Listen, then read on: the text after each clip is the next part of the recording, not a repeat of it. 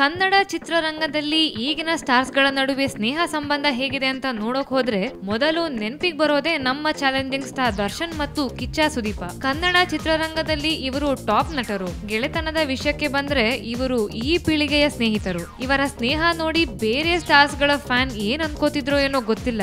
ಆದ್ರೆ ಈ ಚಿತ್ರರಂಗ ಹಾಗೂ ಸಿನಿ ಪ್ರೇಕ್ಷಕರು ಇವರನ್ನ ದಿಗ್ಗಜರು ಪಾರ್ಟ್ 2 ಅಂತಾನೆ ಹೇಳ್ತಿದ್ರು.